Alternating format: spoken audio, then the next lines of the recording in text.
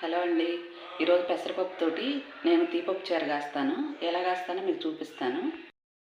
ఇది పావు కేజీ పెసరపప్పు అండి. ఇది 2 గ్లాసులు నీళ్ళు పోసి 2 విజిల్ రానిస్తాను కుక్కర్లో. దీనికి పెసరపప్పు పావు కేజీ తీసుకున్నానండి. దీనికి సరిపడా నీళ్ళు పోసి కుక్కర్లో 2 విజిల్ రానిస్తాను.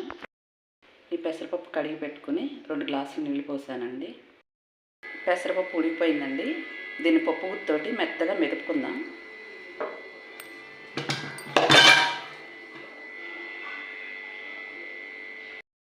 పెసరపప్పు ఉడికిపోయిందండి. దీన్ని పప్పు గుత్తోటి మెత్తగా మెదుపుకుందాం.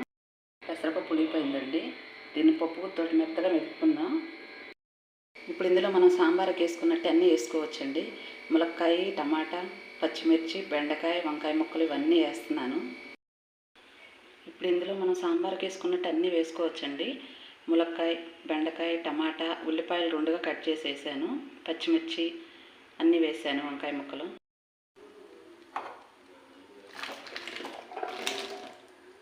ఉల్లిపాయలు 2గా కట్ చేసి వేసానండి.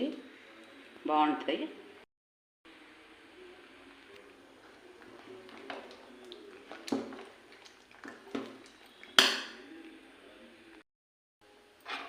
ఒక 1/2 టీ స్పూన్ వరకు పసుపు వేస్తున్నాను.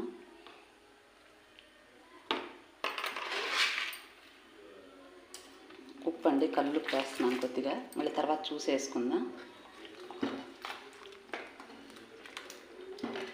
ఈ ముక్కలన్నీ ఇందులో బాగా ఉడికిపోవాలండి.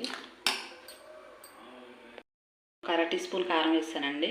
ఇప్పుడు ఈ పప్పుచారు బాగా మరగాలండి. మరిగితే బాగుంటుంది టేస్ట్గా. ఈ పప్పుచారులో చింతపండు పులుసు అవసరం లేదండి. నిమ్మకాయ పిండుకుంటే బాగుంటుంది.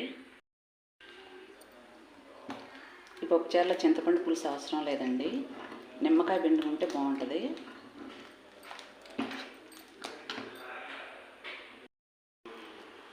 కొద్దిగా కరివేపాకు కూడా వేస్తున్నానండి.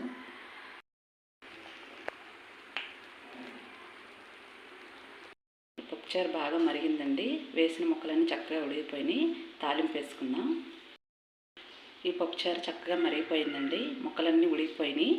ఇప్పుడు ఇది తాలింపు వేసుకుందాము.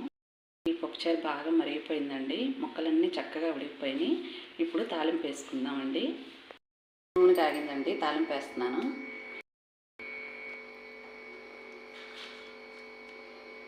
వెల్లుల్లిపాయ, ఎండుమిర్చి, ఆవాలు, జీలకర్రండి, కరివేపాకు.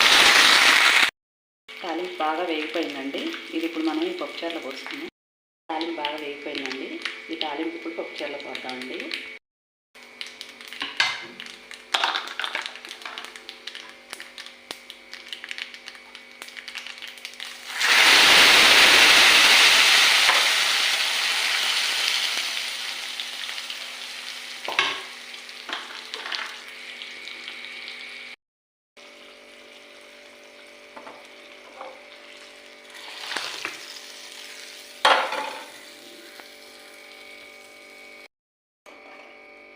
ఇప్పుడు కొంచెం కొత్తిమీర వేస్తున్నానండి.